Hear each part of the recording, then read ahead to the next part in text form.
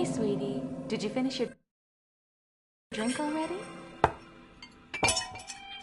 Careful. It might break.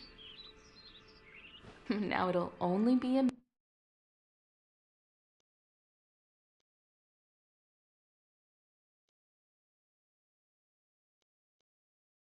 minute. Mommy just has to make sure that the cake is perfect.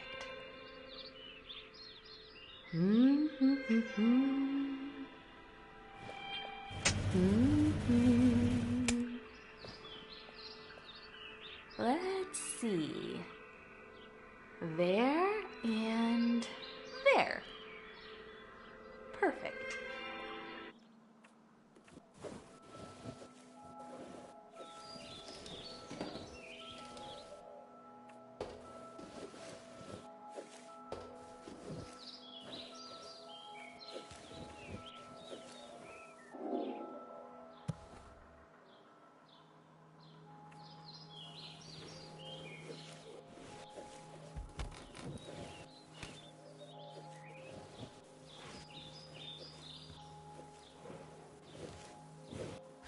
The playpen was actually quite a different thing because we wanted people to make sure that they were careful with the baby. So we placed the pillow underneath, so when he fell down, you wouldn't feel like you were harming the kid. And also the whole playpen's role is to introduce the player to all the mechanics of crawling and climbing, and moving objects. So we wanted to do something like this where the player is the goal is the present, and the player will hopefully want to get the present, and you can see it. That's why it's framed like it is when you get put down in the playpen, and then you have to just learn how to do the mechanics.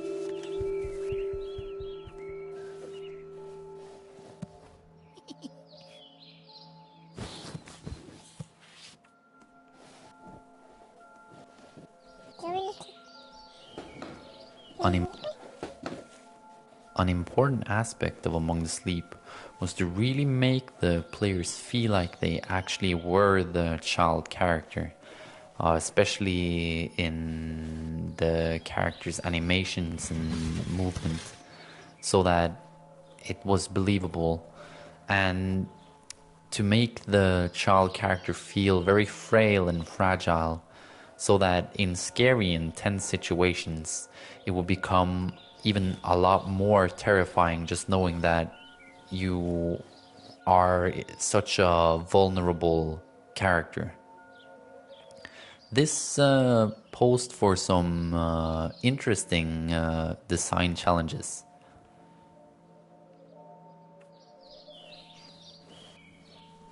Also, one of the most important aspects of the whole intro sequence is introducing all the memories that you will collect during the whole game.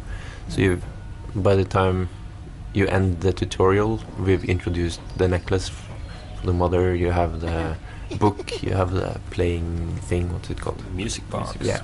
So all the memories that are like the sub-goals for each chapter in the game is also introduced in this area.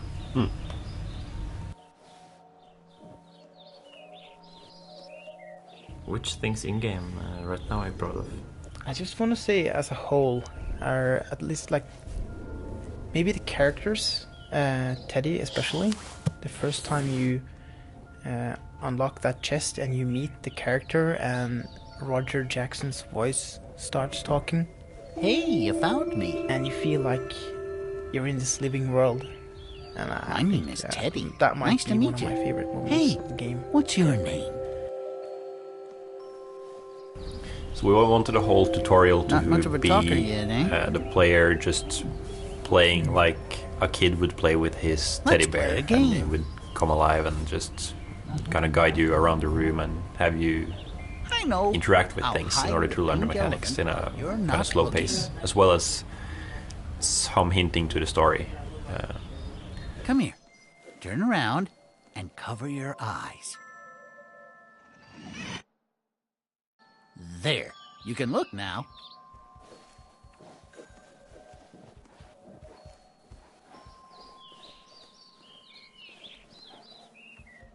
There's always been some discussions inside the crib about like how far can you go with the child's imagination as to what is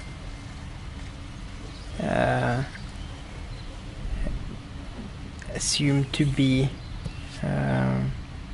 fantasy and what's real. And for example, the train's particles, that was maybe not the biggest discussion, but it's still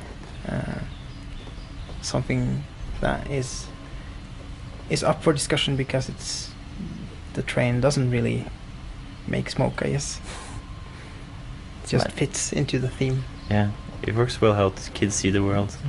Warmer. Getting warmer. Colder. Warmer. Super warm. Colder.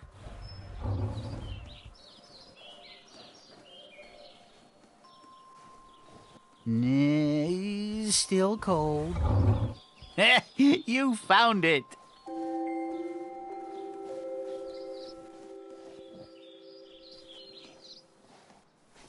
Wow. Is that a music box? Does it work?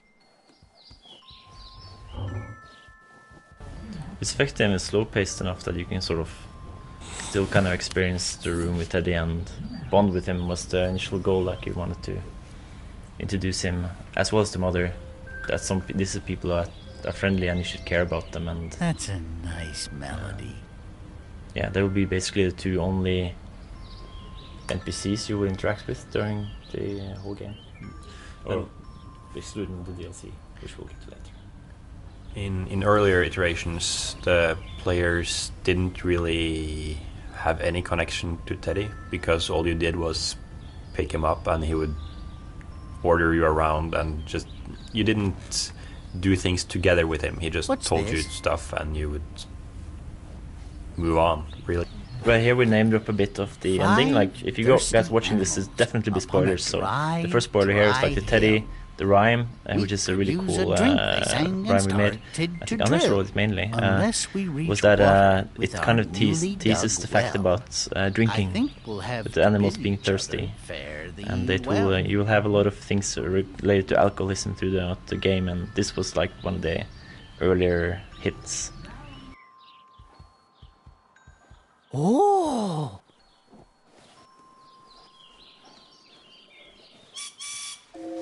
Round and round and round. There's always been some discussions inside the crib about like how far can you go with the child's imagination as to what is we need someplace very dark.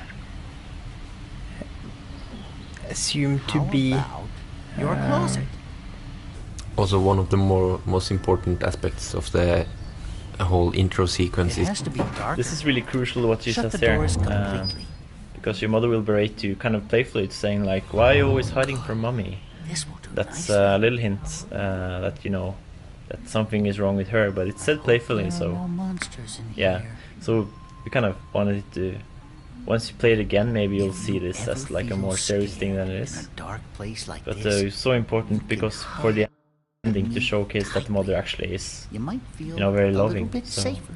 we still needed to make her a very important and warm figure. And the main thing we wanted to do in this, the first level here, was to make the player feel something for the mother. Because the mother, she is the main objective of the game. You want to get back to her.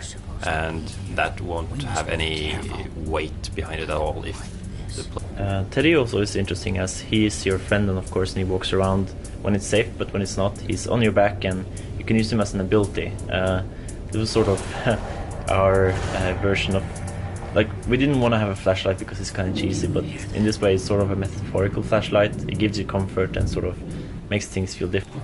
This is really crucial what you says here, because your mother will berate you kind of playfully, saying like, "Why are you always hiding from mommy?" What are you That's doing in a the little closet? hint that you know that something is wrong Are with you her, but it's playing said with your new playfully, so friend? Hello, yeah. Mr. So Bear. I kind of Nice wanted to to. meet you. Once How you are play it you again, maybe today? you'll see this as like a more serious thing than it is. You've got But to stop it's so hiding important from because mommy. for the ending to showcase that the mother I actually hope is, you had a good birthday. you know, very hon. loving. So we still needed Mommy to would make be her very a sad very if you important didn't. and warm figure. And the main thing we wanted to do in this the first level here If you go was sleep to now, make the you can player wake up early tomorrow and play with feel your something friend for the mother, all because the day. mother, she is the main objective of the game. You want to get back to her, and that won't have any weight behind it at all if the player doesn't And they're have any waiting just for you. kind of relationship to her. So that was pretty hard to do, and we still could have gone a little further, I think. But at least now, after this sequence, the player will recognize the mother when he sees her.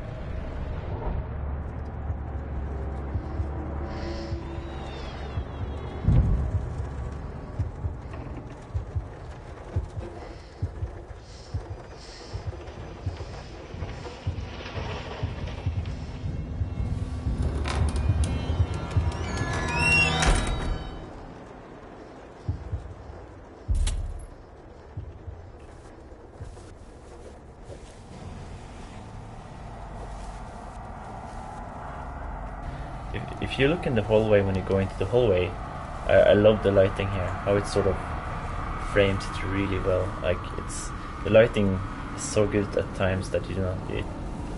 And in this hallway, there are also objects that are placed there for with the purpose of telling the story, for narrative purposes, and that is the boxes with the cardboard boxes, to make it look like they are moving out, or if they have just moved into the house.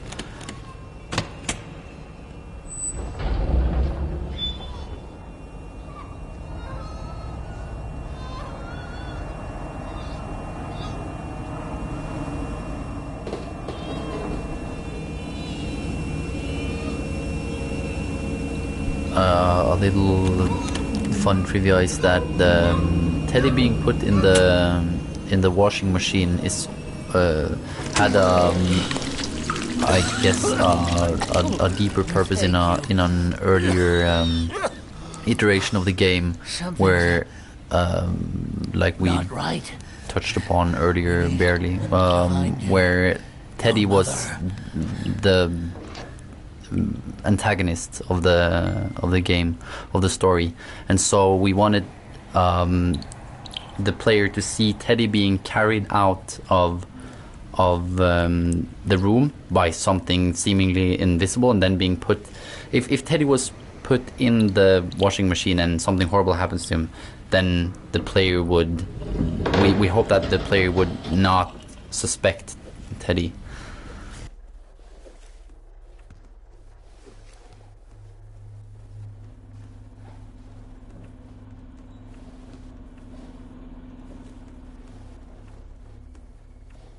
I must just say I love the sound of the gate here. It sounds almost like a lion or a tiger or something like that. It's perfect as it just emphasizes the way when scared you can put character into small things like a door creak.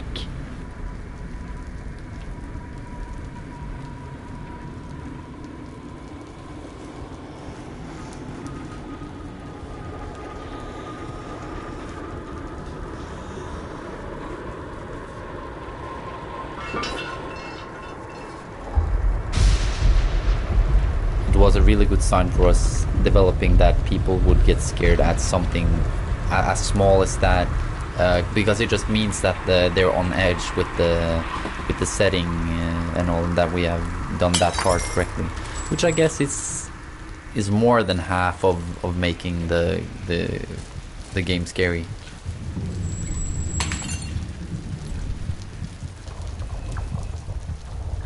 I think also this was what people saw in the trailer, the teaser, the first thing that got really famous. So I think in many ways, for a lot of people, this was the game for 2 years until they started playing it. And that was also interesting when we worked with the game to know that this is the expectations. Like this is defined as what people know the game is. So I think we always kind of try to figure out how can we work on the game.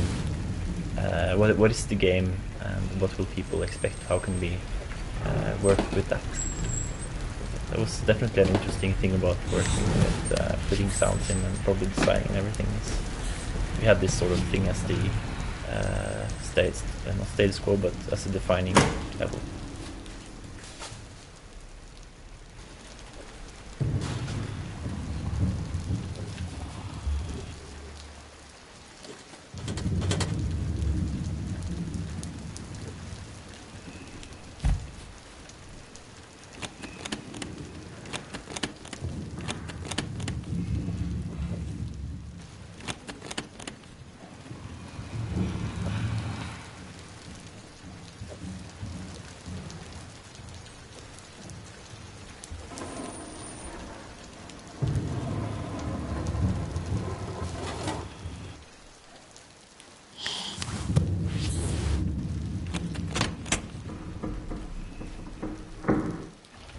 There's a lot of subtle sound happening in this hallway. There's something behind you, there's something in that creak. I think there's air ventilation going, and sort of all builds up to the next lightning, which comes behind a few corners.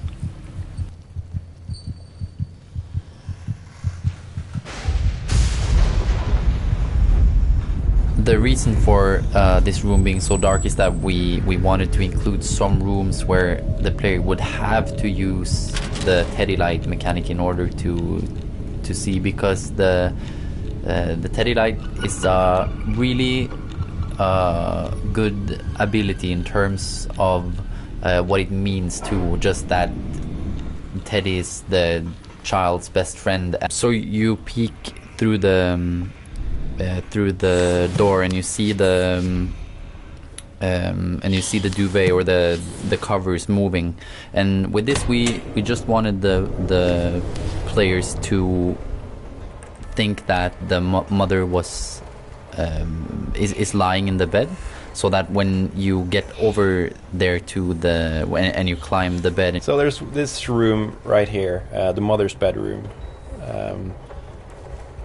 It used to be pretty different in terms of what happens when you enter it, and we through many iterations it kind of got watered down a bit and ended up being not as effective as it could have been, or that it was earlier in the process. But of course the earlier version had problems as well, as we couldn't keep it the way it was, but it went a bit far in the other direction.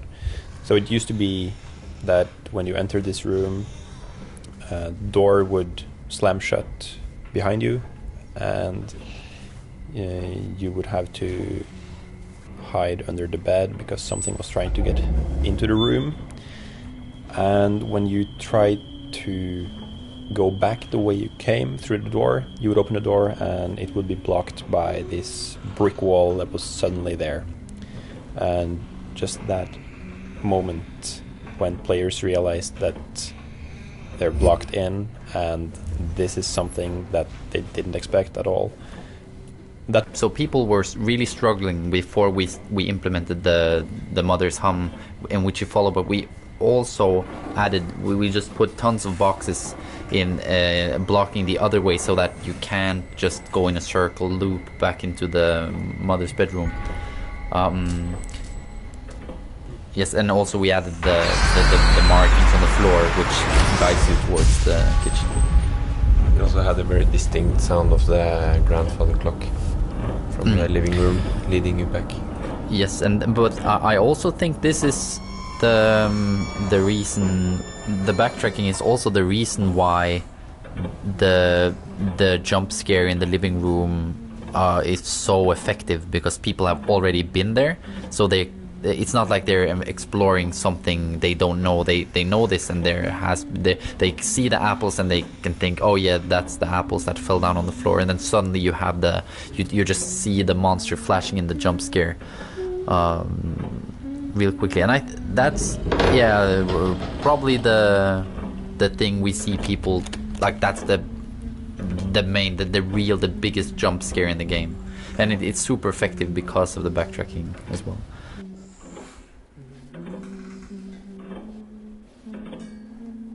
So yeah, the first whole way downstairs. Downstairs we're gonna rev it up a bit. It's more intensive sounds. You see like a chair being turned over. It's like really crazy shit.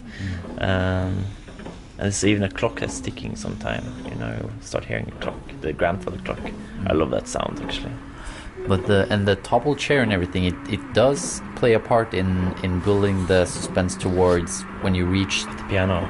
Since the kid, of course, can't play a piano properly, we spent hours and days making sure that when you click on the piano, it will be as accurate as a presentation of a kid playing piano as we possibly could. So we have like a fantastic board every time we play the piano, I think.